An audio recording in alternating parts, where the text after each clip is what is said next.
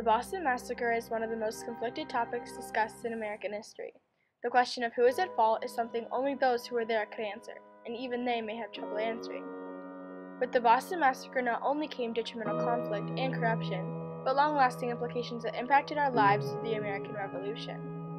In order to understand the Boston Massacre, we must first dig into the events leading up to it. Before Columbus sailed across the Atlantic Ocean, only Afro-Eurasia was known to mankind. Afro-Eurasia was a combination of the continents Africa, Europe, and Asia.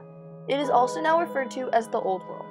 When the New World was discovered, there were many rumors about the wonders and beauty that this land possessed, and this led to a lot of competition.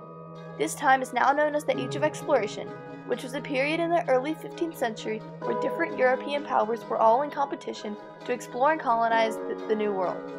With England ending up with most of the power and land in the present-day United States, conflict was almost inevitable. By the mid-1700s, England had established 13 colonies on the Atlantic coast of North America, known as the 13 Colonies. Those original colonies are now the states of Connecticut, Delaware, Georgia, Maryland, Massachusetts, New Hampshire, New Jersey, North Carolina, South Carolina, Pennsylvania, Rhode Island, and Virginia. Britain controlled all aspects of life of the colonists and took advantage of the colonies and their labor in many ways.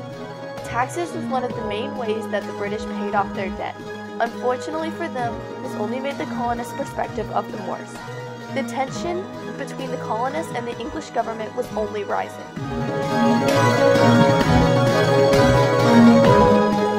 In 1765, the British Parliament passed the Quartering Act, which made colonists provide lodging for British soldiers in America. In the same year, the Stamp Act was passed, which required colonists to pay tax for every piece of printed paper they used. And in 1767, the Townshend Acts were passed, which raised taxes on common products like glass, lead, paper, paint, and tea. The colonists were furious because they weren't able to say their opinions on the taxes, and they resisted these acts. This later added to even more tension between the two sides, particularly in Boston, Massachusetts, causing Britain in 1768 to send soldiers in an attempt to maintain order there. The civilians did not react well to the British soldiers because the soldiers commonly disturbed and even threatened the colonists. For the next 18 months, the tension culminated even more so than before. It was a late afternoon on March 5, 1770 in Boston, Massachusetts. A young colonist was taunting a British soldier on sentry duty. The soldier then became violent, causing a mob to form. They were yelling, calling names, and throwing snowballs at them. Additional soldiers were called in by Captain Thomas Preston, and they were also attacked by the mob. The soldiers then fired into the crowd without orders.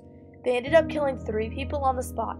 8 were wounded, 2 others died later on from their wounds. A group of Bostonians kind of harassing, ridiculing, picking at some of the British soldiers that were guarding the custom house. And there had been a series of other events that had occurred, so kind of tension was at a high. The governor of Massachusetts at the time agreed to have Captain Thomas Preston and his men tried for murder. He feared that if they were not tried, then the massacre would provoke a rebellion against the British rule.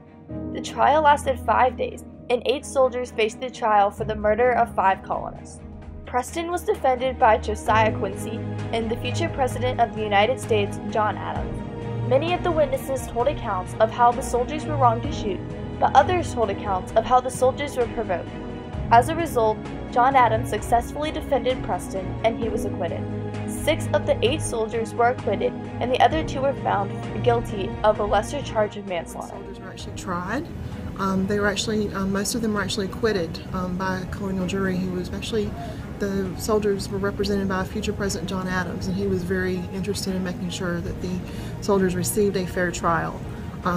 Some were convicted of manslaughter, but the majority of the soldiers that were brought to trial were actually acquitted because there simply wasn't enough evidence.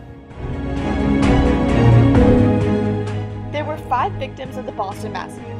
The first one is Crispus Attucks. He was a former slave who escaped from his master and decided to become a sailor. He is the most famous because he was the first that died during the Boston Massacre. He was also the first to die during the American Revolution. The others are James Caldwell, a mariner, Samuel Gray, a rope maker, Samuel Maverick, a 17-year-old, and Patrick Carr, who was a leather worker. Paul Revere's engraving of the Boston Massacre sparked a new light in the colonists to want to separate themselves from the British and become an independent nation, leading to the American Revolution. It was a pivotal moment, turning the tide against acceptance of British rule and kind of building the case for independence. According to www.americaslibrary.gov, the Boston Massacre was the turning point of the beginnings of the American Revolution.